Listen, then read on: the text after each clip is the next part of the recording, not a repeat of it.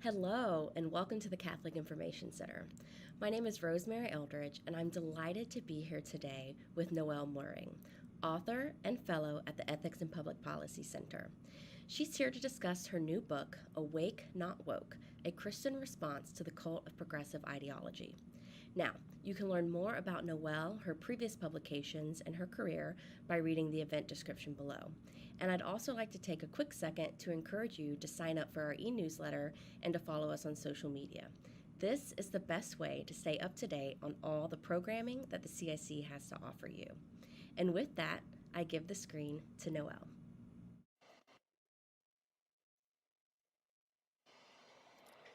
Good afternoon or good morning, depending on where you are. It's my great honor to be here with the CIC. I have great admiration for the work that they do. And thank you so much to Rosemary and me. I wrote my book, Awake,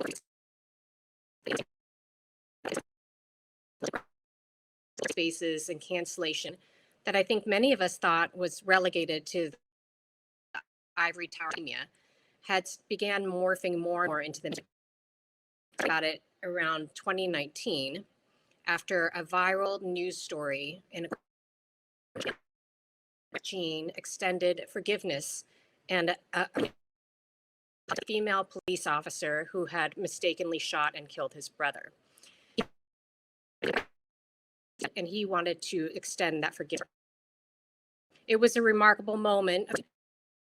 It gained in views and shares and likes. Another story, however, arose alongside it.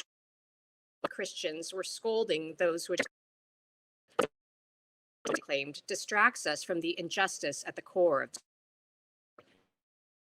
is that the mercy was moving to viewers precisely justice involved. That a movie for social justice is remarkably and increasingly merciless, even during this moment of kind of culture. The beautiful. Secondly, another thing that happened is I began hearing about the local college I'd gone to. I'm Catholic. And they were being roiled in woke spasms on campus. It just had evolved into a very different culture than when I was there. Research, this was an emerging pattern at other schools as well. And these stories frequently felt like a serious distortion and stuntation in the intellectual and moral virtues. Rather than spending time as we had when I was in college, true and beautiful, so that we can love. Instead, they were training them to look for what they can hate. So I proposed this book to Tan and set out to write it. And then that's it. This is in 2020. A movement that I thought had already been escalating, seemingly ignited and exploded into every corner of life. The idea of revolution was no longer. I don't think this is merely relegated to. There has been an ongoing cultural revolution at play for decades. We are now, or 2 years from now. So in order to do so, I think we need two things: clarity and courage. And I'm going to focus first and mostly on the clarity. And why do I think clarity is so crucial here? Because one of the reasons that woke ideology is successful making inroads among Christian communities is that it feeds off a Christian precept to offer compassion and aid to the marginalized and suffering, but this leads to a lot of confusion about whether or not Christians can get woke, as they say, with many seeing it as the natural outgrowth of that Christian precept. So it's imperative that we identify how it operates and the internal logic of the movement. It often mimics Christianity, which compounds the confusion. Even as societies grow more secular, the woke movement seems to sense that it can grow parasitically off the residue of an increasingly secular religion until it has replaced it. And I do think that that's the goal. And I think it's their explicit goal. Not maybe of the person down the street or your nice friendly neighbor, but this is the ultimate aim of the goal. And I don't think that they can coexist either. So let's begin a tiny bit of history. The term woke refers to the state of being alert and attuned to the layers of oppression in society. It originated specifically with regard to racism, but it has as its roots Marxism combined with Newtonism and post history section of my book. I go into this in more detail, but a summary is that Marx aimed for revolution by pitting the working class against the ruling class and stoking resentment by corrupting the family and the faith. Why the family and the faith? Well, the family and the faith, he understood, are the two biggest obstacles to revolution, because among other things, they both bring meaning and purpose to the sufferings of our life. And that meaning and purpose keeps the populace from growing in resentment and rage. In the early part of the last century, Marxists, however, were disappointed. The revolution that they and he had thought was inevitable had not come to pass in Germany. So a group of neo-Marxists, neo-Freudians began an institute, which later came to be called the Frankfurt School, and it moved to America in 1935 to seed revolution in the West, in America in particular. They were greatly influenced by Lenin, who believed that the peasants would not sow revolution of their own accord, but rather required an elite intellectual class stoking their rage. Might sound familiar. Herbert Marcuse, among others at the Frankfurt School, realized that as well, that the revolutions must be broadened beyond economic class struggle. So the division, he realized, needed to be among the races, the sexes, the bohemians against the traditionalists, the young against the old. We now consider the woke struggle to be less on economic terms, but rather to have broadened to include all areas of social oppression, commonly understood to be considered to be along the lines of gender, race, and sexuality, all the hot button issues. Specific acts of injustice are used to serve the larger goal of furthering the ideology that sees all of human interaction as a power contest. So, what do I mean by awake in contrast? While the woke provide half-truths to real human questions and problems, and then distort reality by totalizing those half-truths, Christianity, on the contrary, we are called as Christians to think with the fullness of reality, scientific reality, philosophical principles, theological reality, and quite relevantly for today, embodied reality. Okay, so in the book, I really treat this woke movement as a religion with its origins, dogmas, indoctrination methods, and then I end with a path to restoration. For our purposes here, I'm mainly going to focus on the ruling dogmas, though it's worth it to know the rest, obviously, too. But I think I want to focus on the ruling dogmas just to give us that sense of clarity that I think, so we can really understand what's at play here. So I explained the three ruling dogmas of the woke, and they are all based on, I believe, a fundamental distortion of two things, where one is emphasized at the expense of the other. So these three ruling woke dogmas form a sort of unholy trinity of the movement. The first is the elevation of the group to the detriment of the person. The second is an emphasis on will over human reason or nature.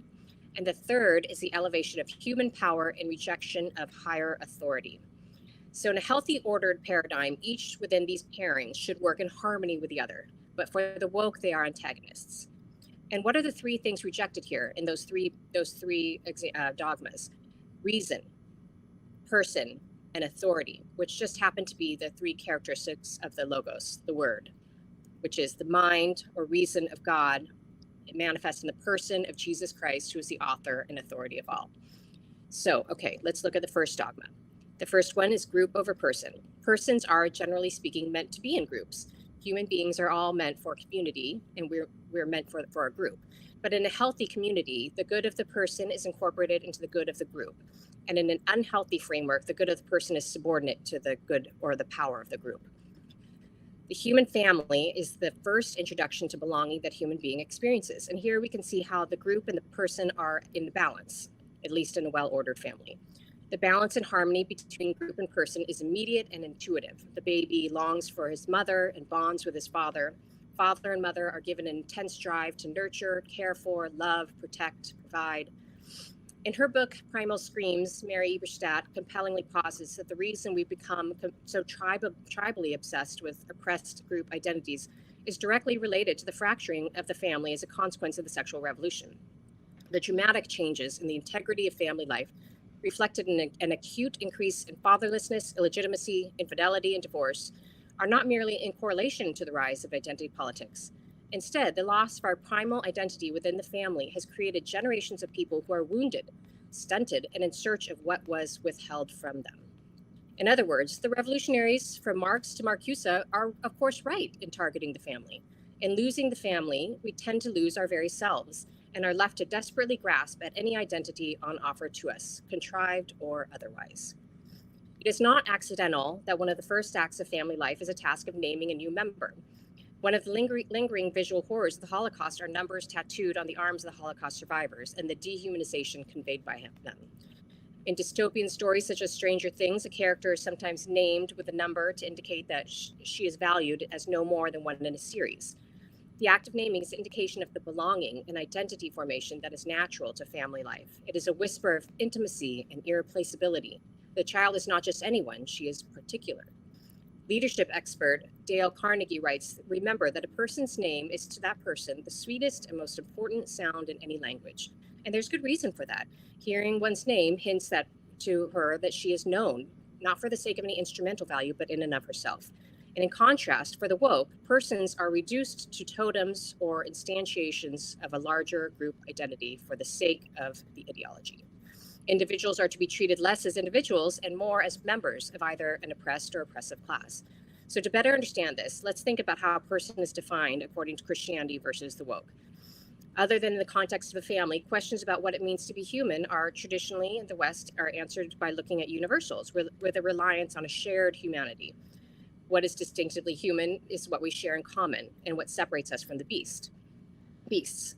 In contrast, the woke seek to answer such a fundamental question in a way that renders a shared humanity and commonality impossible by redefining all people into opposition. Each person is defined as oppressor or oppressed or some combination of the two.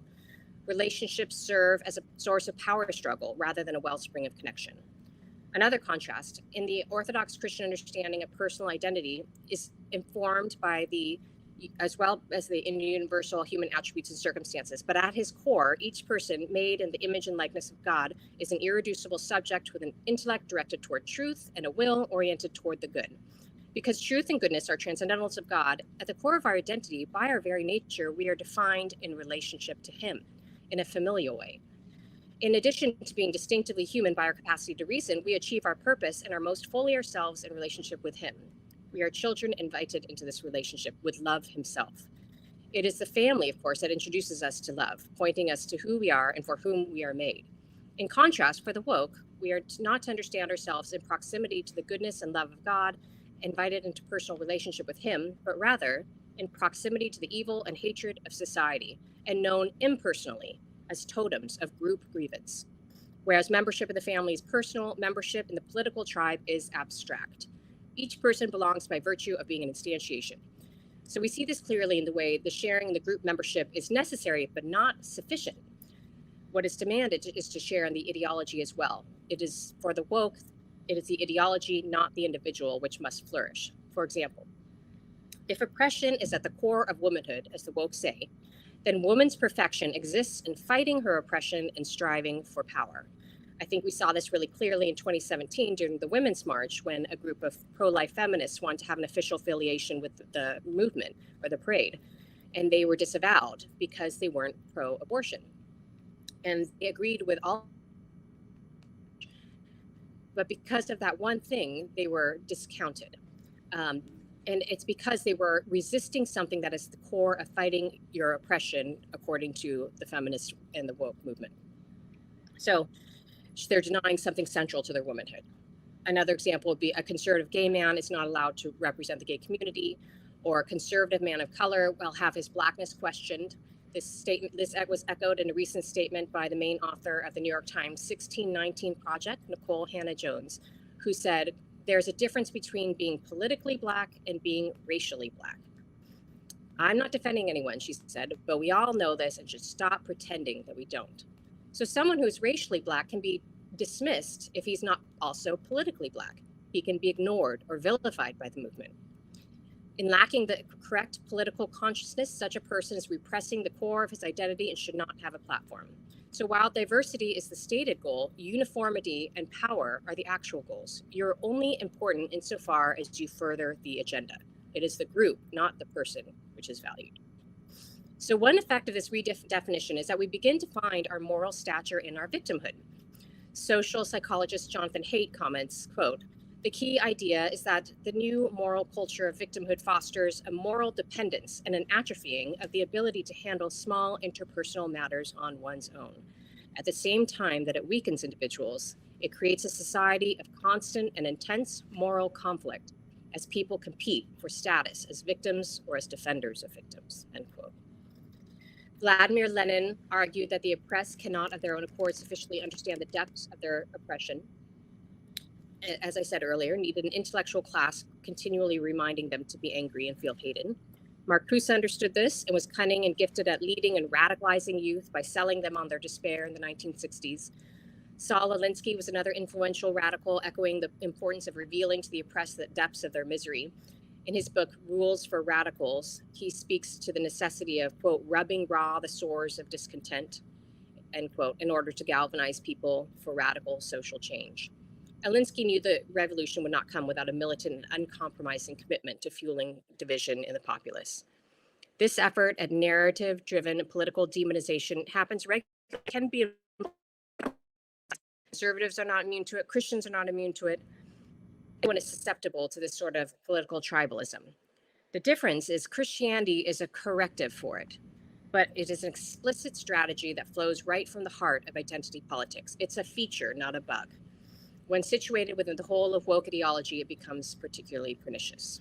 Okay, so that's the first dogma, group over person.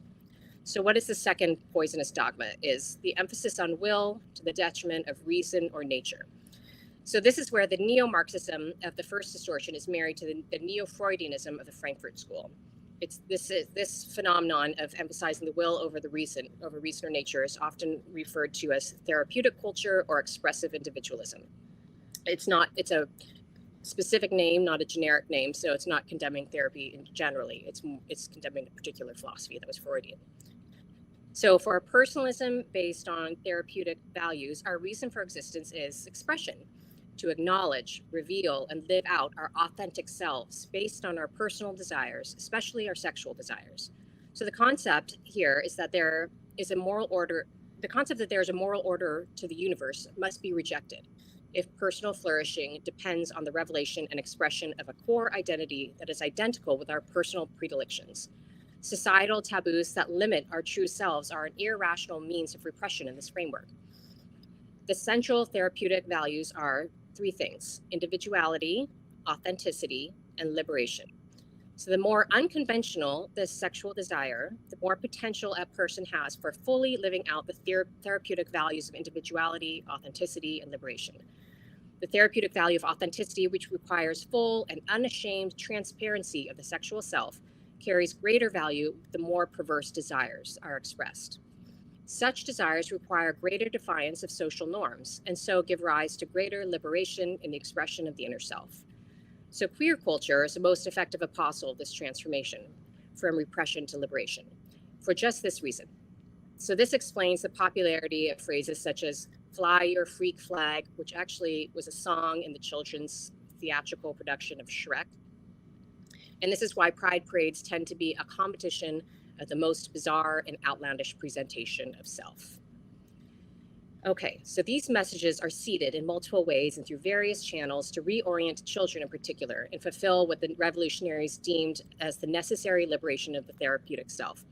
Children's movies, which once were stories of battles of bravery, true love, and defeating evil, now have developed an almost universal theme of daring to embrace your inner unconventionality.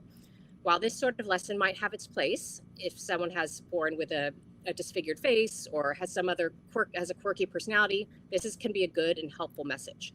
But the prevalence and ubiquity of this modern morality tale, the freeing of the therapeutic self, is for the sake of an agenda to powerful people, to encourage kids to find meaning by tapping into their inner freak. The freakier, the better.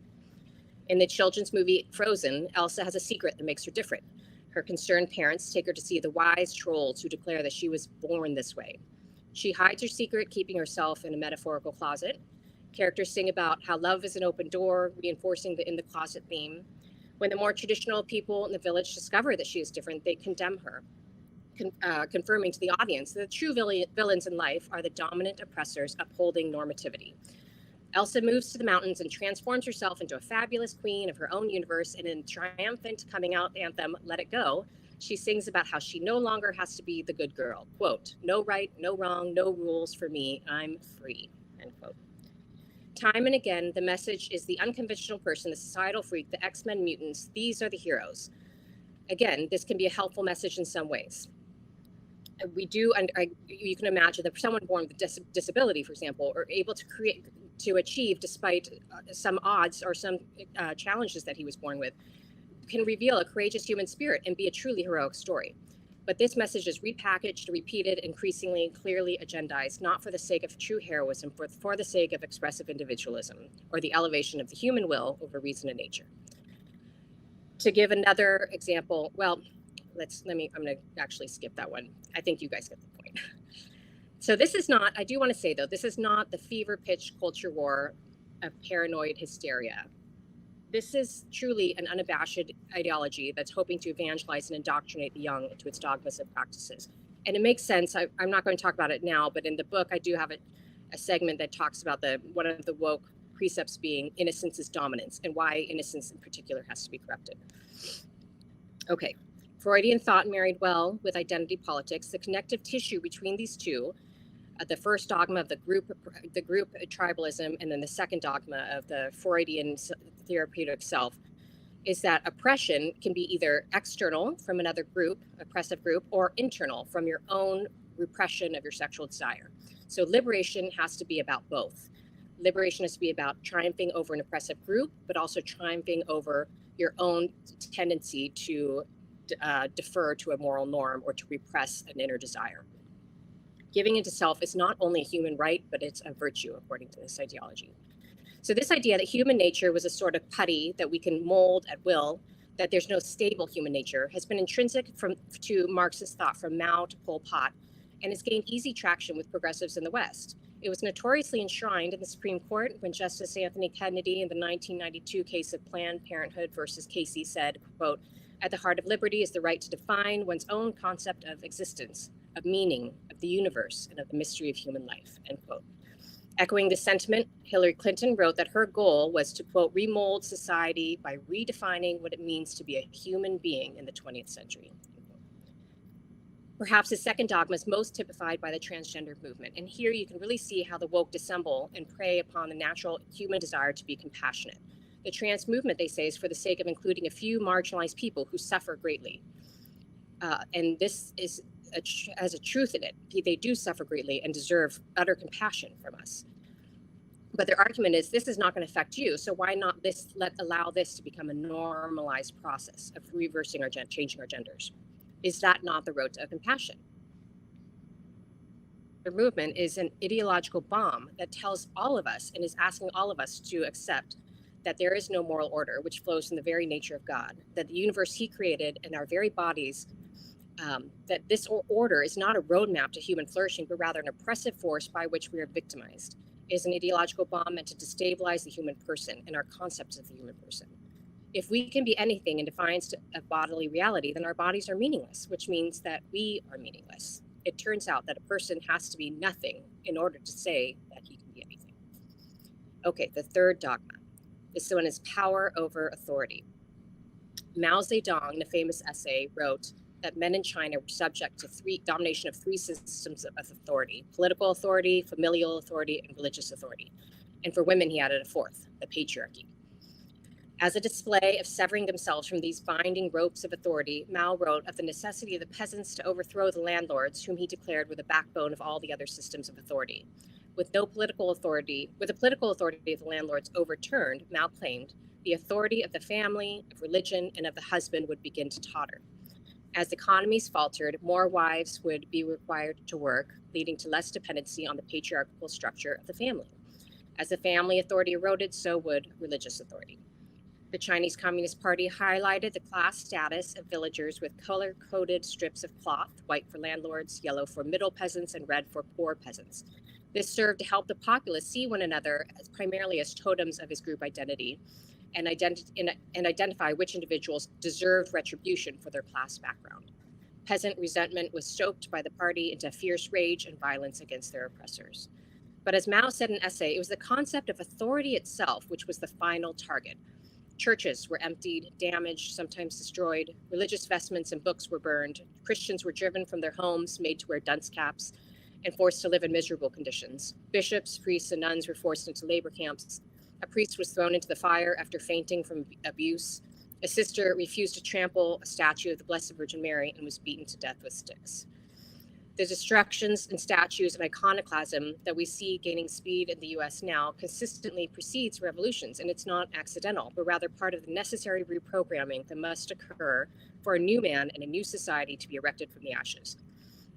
Iconoclasm is not only directed at marble and bronze, paper and text, but it's also directed at the icons of family and religion, most effectively through the role of fatherhood, human and divine, but also targeted at authority more generally. So, if we can think about what authority is and how we gain authority, there are two common versions of societal authority: authority of office and authority of knowledge.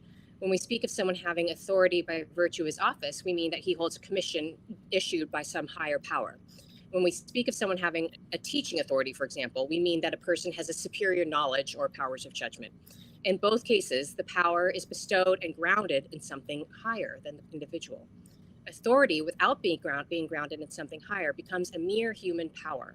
It has nothing to limit it in principle and nothing to reverence, which, in having something to reverence, keeps the person in power or with authority from becoming tyrannical. So you can see how one of the tactics of the woke is to undermine authority by undermining the concept of competency and excellence as an avenue to undermining the concept of that authority is grounded in something higher. That something higher, can be it truth or law or any sort of measure, has to be disabused, because it's the very thing that gives legitimacy to authority. For the woke, there cannot be admitted legitimacy to authority because it must be portrayed as an oppressive and arbitrary and unfair power structure. For example, there's a new trend of woke math. I don't know if you've heard of this. A new framework for teaching math is being proposed and gaining in support in California from kindergarten to 12th grade. It's a mathematics curriculum, and the proposal recommends 8 times that teachers use this document called A Pathway to Equitable Math Instruction, Dismantling Racism in Mathematics Instruction. This manual claims that teachers addressing students' mistakes forthrightly is a form of white supremacy. It sets forth indicators of, quote, white supremacy culture in the mathematics classroom. Includes a focus on, quote, getting the right answer, teaching math in a linear fashion, requiring students to show their work, and giving them a demonstrable knowledge of the subject matter. The concepts of mathematics being purely objective is unequivocally false, says the document. So what underlies this? It is that any objective measure must be eradicated because it can lead to unequal outcomes. According to the woke doctrine of inequity, success and failure in life must be attributed to systems outside of the individual and to those systems entirely. Your success is not yours to claim, nor your failure yours to own, to learn from, to struggle against, to improve. No personal merit and no personal fault. This is a deeply disempowering message to everyone, but especially to those whom the movement most claims to want to help. The thing that becomes quite apparent in the eradication of the grounding of any authority does not result in an equalization of all, but a tyranny of some. We can see this in the concept of fatherhood. A father or any leader knows that there is a standard, or a good father, a good leader, knows that there must be a standard or an authority higher than himself, unless, of course, he is God, who is the highest authority.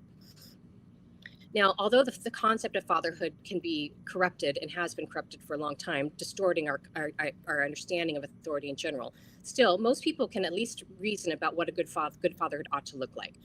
And that can be a window into what authority more generally ought to be. A good father imposes discipline, not for control, but for the sake of freedom, knowing that boundaries come before self-mastery. A good father empowers his children to gain independence, to take on responsibility. In contrast, a tyrannical father uses discipline to manipulate and control, keeping his children afraid and overly dependent on him. A tyrannical father is just as poisonous as a neglectful one. And so I begin to turn to the restoration section of this talk and land this plane. You see, the church and the family are the targets. As I said at the beginning, the church and the family, the faith and the family are the targets of this movement. But that's the bad news. Good news is they're also the cure. Just as we need clarity to understand this revolution, so we need courage to combat it. And I think in the same way that the revolution knew that to begin by deposing the Father, so might it be conquered by restoring him. And this is why cultivating gentlemen is such a societal imperative. The truly powerful man is the holy man, and holiness is both gentle and strong. He is meant to point to the authority of God, not of himself, ultimately. At some point, each person can be startled to see their father as an ordinary and human and flawed individual. As a deeply symbolic role meant to point the child to the authority and love of God, the revelation of a father's less than perfect humanity can be placed in the proper context of a fallen nature shared by all of humanity, if we have a context established in our children's minds of the loving Father of God. Such that context will point us in that context. If we see the infallibility of our own Father, once we come to realize that, we can still be pointed to all of our universal need for the loving God above him. Devoid of this context, the revelation of a formerly revered father's failures can be catastrophic. The distrust and cynicism that can follow a father's fall from grace can too easily spread to a distrust and cynicism of all authority, and even of law itself. This is why the father was so particularly targeted. So the revolutionary knows that in targeting fatherhood, he mortally wounds authority and culture. Still, somehow, we see how the ideology is twisting things. It has spent decades encouraging fatherlessness by destabilizing the family, and then points to the social pathologies that result as an excess of toxic masculinity. A fatherless society is in want of manliness, not in excess of it. And the often distortions and perversions of manliness we see in the Me Too movement or in a machismo culture, and there are distortions of womanliness as well, by the way. These are the effects of the very pathology that the ideology introduced. Like a child deprived of a father, a society looks to fill that void. The unfathered, deprived of real authority in their lives, are more susceptible, though not deterministically, to being the first to yield to the control of authoritarianism.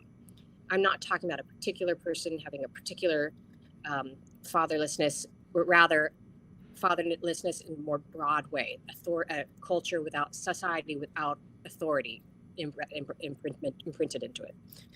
Introducing pathologies into society, we leave swaths of the populace unable to rule themselves. And if we cannot be ruled internally, we will have to be ruled externally. This is another reason why a breakdown of social mores leads to totalitarianism. Once, when I was speaking with a strong, loving, and politically progressive grandmother about her interactions with her grandchildren, she noted with amusement that no matter how much she and grandpa might be similar in their grandparenting styles, that there was an inevitable authority that grandpa seemed to command over the children that she did not. Maybe it was in his deeper, more masculine voice or his commanding height, she mused, but it seemed as inevitable as it was unintentional. This was not something the children were taught, but something that they intuited, and it hints to the reality of fathers as icons of authority. Because he looms so large in the reality and imagination of his children, a father can inspire awe and fear. This is a powerful position and also a heavy burden, one which is ripe for abuse, but also carries a great potential for heroism. This is a crucial piece to the restoring the culture and the faith in the family. It should be no surprise how vital good fathers are, and of course, mothers and women generally have far more power to affect culture than we might be prone to think. And in many ways, it's as simple and profound as just being truly a man and truly a woman, not in some sort of narrow, role-based way, but in something deeper that expresses somehow a deeper spiritual reality. Here's one example. We often think about the purity of Mary. But my husband was reading a book about St. Joseph, for the year of St. Joseph, that referenced his purity. And it got me thinking about the difference in the way virtues adhere in a man and a woman. It is not that there are manly virtues or womanly ones, that they're utterly distinct, but rather that they become more manly in a man and more womanly in a woman. So, for example, Mary's purity points us to her innocence and goodness. St. Joseph's purity points us to his strength and his sacrifice. All of these are aspects of God. The philosopher Ed Feser wrote recently that the movement is essentially Oedipal, the Greek tragedy of Oedipus. In the story of Oedipus, he kills his father and defiles his mother. And I think that is a great summation of what the spiritual motion of this ideology seeks to do. There's a sort of his authority, but also by severing us from our patrimony, from a canon of Western thought, from the concept of authority in general, authority of the priesthood. But there's also the defiling of the mother, the corruption of innocence, of which she is a symbol, and which, by the way, extends to the corruption of children. Innocence is dominance, as I said earlier. And the corruption, also the defiling of Holy Mother Church and her teachings. So as the family and the faith are the two targets of the Cultural Revolution, so are they the two remedies of it. So you see, the woke movement is a force for anonymity. Just look at mob psychology. A mob is a natural habitat for the woke, be it an online mob or an actual mob. A mob absorbs and reduces the human person. In contrast, the church is always prompting us to be known by ourselves, to be known in the intimacy of others in family life and friendship, to be known in the confessional. And one of the things that we see in children is this pull to not know ourselves. I had one of my children at one point, she left something in her brother's car and something she needed, a book she needed for school. And he left and she was frustrated and needed it. And she just started blaming everyone else. Why didn't you tell me I had my book there? Why did he leave without telling me? All these things. And it really struck me that this is the human condition. Something's gone wrong and who can I blame? These two statements in some ways sum up where the woke movement wants us to remain. Something has gone wrong and who can I blame? The family and the faith do the opposite. They invite us to contend with our faults and to improve. While the woke accuse, the faith prompts us to take responsibility through my fault, through my fault, through my most grievous fault. So I do think there are a whole host of practical measures that must be taken. I'd love to see a new Amazon, new tech, technology that doesn't prove an existential threat to our way of life, etc. Still, this is a spiritual battle, so we must be fighting it first and foremost on that battlefield, knowing that this is a movement that is harming not just its stated opposition and targets, but also all human beings, even those who think it is in their best interest. We need clarity and courage for this effort. I hope I've offered a bit of clarity in this movement, and I hope to leave you with courage now in this fight. Mark Twain once replied when asked how he went bankrupt. This might be an apocryphal story, but this is the legend. He was asked, how did you go bankrupt? And he said, at first slowly, and then all at once. Though this movement seems formidable, advanced, entrenched, it is ultimately bankrupt. It has nothing to offer to satiate the longings of the human heart. It is sustained by rupturing. Rupturing and division are its sustenance. It is a great ruse, but as any charlatan will tell you, the greatest threat to his ruse is someone plainly, simply, and courageously pointing out the truth. It takes courage now to say true and plain things, but many people saying the truth will accelerate the demise of this movement. After all, it is already bankrupt. Thank you so much. Thank you, Noelle. So now we're going to go into the audience Q&A portion. If you haven't already submitted a question through email or through the YouTube live chat box right over to the right of your screen, please do that now. The first question we have, someone emailed this question in. They ask, do you consider this book to be a defensive or offensive reaction to woke ideology, and why is it important for Catholics to be engaged on this topic? That's an excellent question. I'll answer the second question first. I think it's important for Catholics to be engaged on this topic because there was an excellent article title, I just saw this today, which was, you might not be interested in politics, but politics is interested in you. So I don't think that we can remain neutral. The point of the ideology is to get its tentacles into all aspects of human life, the most personal aspects of human life included. And there's a threat to the common good that I don't think that we can dismiss as a mere loss of something of a private good. There's a justice to the common good that I think we have a duty to fight, and maybe in different ways and different levels, possibly just through prayer for some, but in some degree we need to understand what's happening and combat it. The first question, do I consider this to be defensive or offensive? I think that's a great question.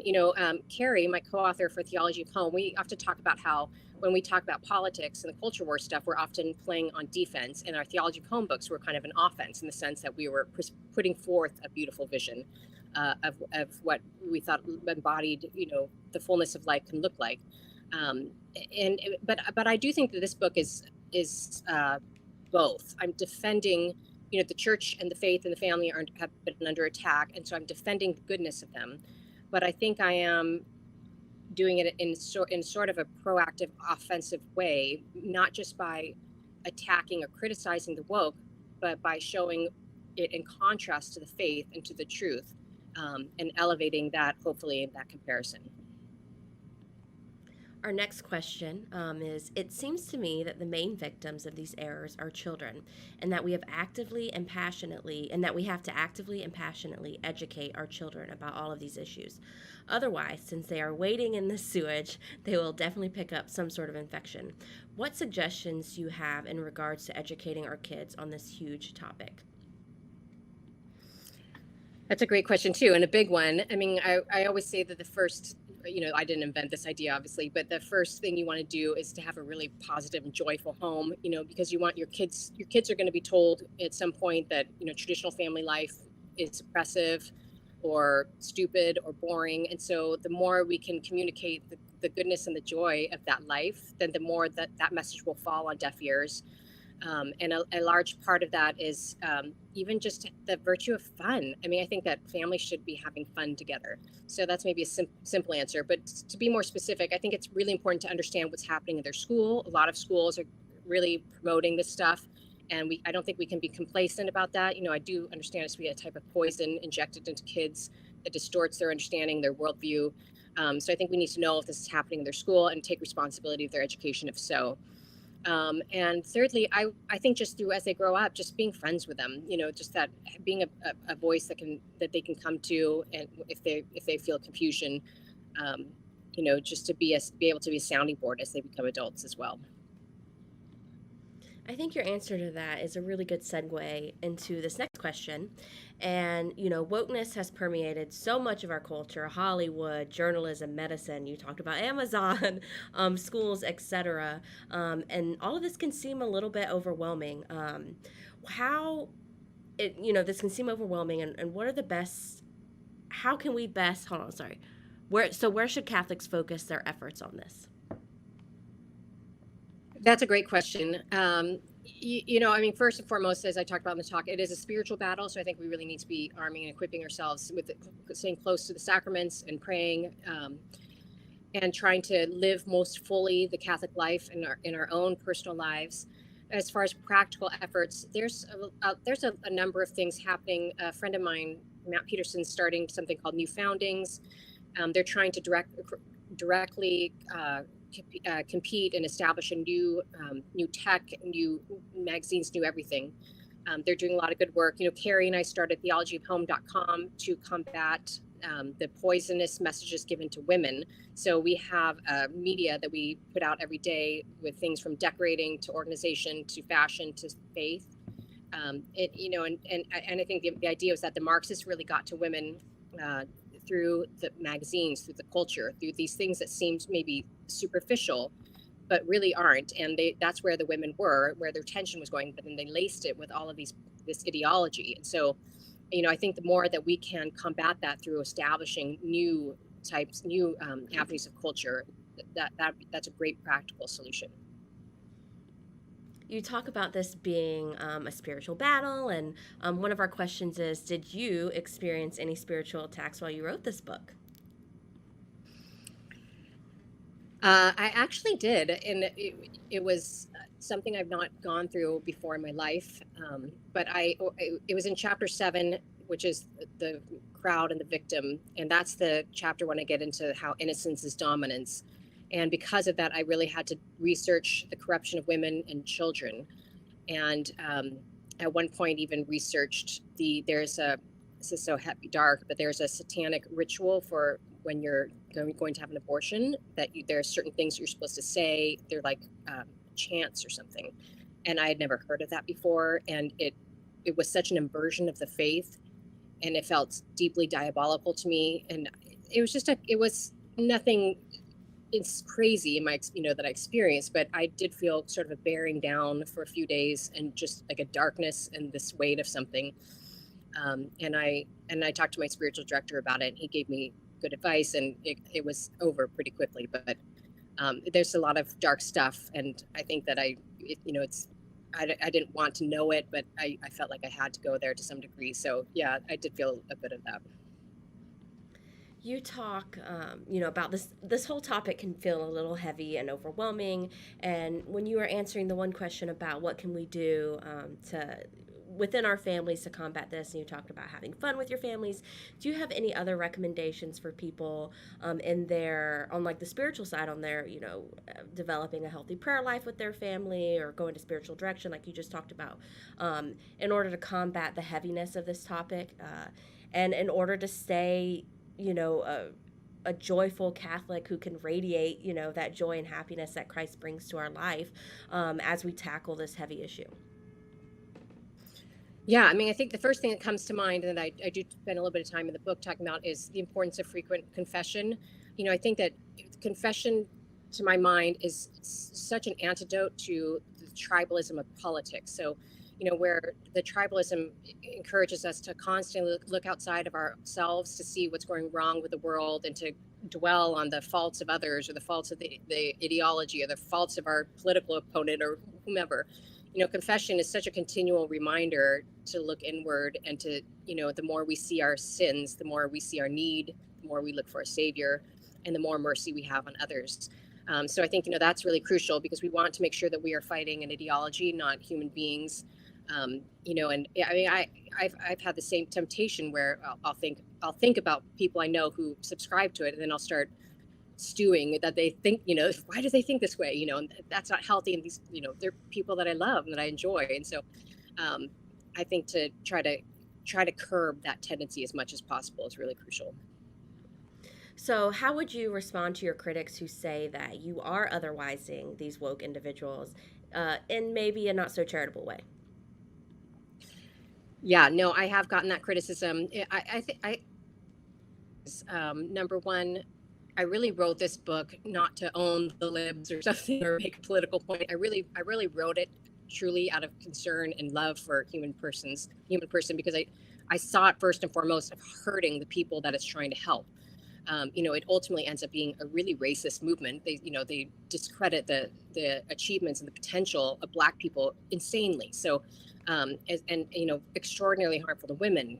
The mutilation of children, the transgender movement. So I really saw like the suffering that this is inflicting on persons. And so it feels to me like this is motivated utterly by charity.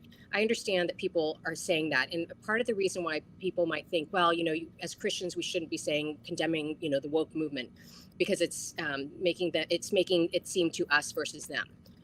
I liken it in the book to what I call Marxism syndrome by proxy, which is like Munchausen syndrome by proxy, when there's a caretaker who seems loving, but she's actually poisoning the child. And I think that's similar to what's happening with this. It's not that your neighbor or your friend or your woke Aunt Susan is a horrible person. They think that they're part of something that's compassionate.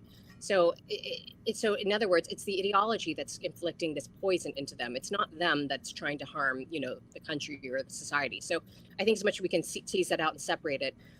But finally, as my last point, I would just say that I think it's important to have clarity. And I think this movement operates on confusion. And so I'm trying to point these things out, not to condemn the human beings who subscribe to them, but just to help us to understand what's happening, because it operates so much on dissembling and confusion and preys upon our not understanding the full ramifications of what it's putting forth. So I don't think that clarity in this time is anything other than loving at this point in this point in time. Now, I know the book hasn't been out that long, but this is a two-part question. So, one, what encouraged you to write this book in this moment? And the second part of that question is, have you seen any fruits from your work?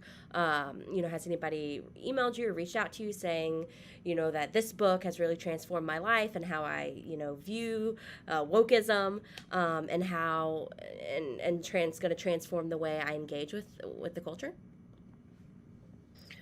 Yeah, so the first, to answer your first question, I wrote it just because it was a fascinating idea to me, and because I felt like it seemed like something where there was an opportunity, it was rife with confusion, and so I really wanted to kind of understand it for my own sake, but then also to, try to unite all these disparate parts of the ideology and see why did these all make sense together. Like, why do Black Lives Matter want to queer the culture as well? Why are the sexual issues connected to racial justice and in their minds? And so that was really fascinating to me.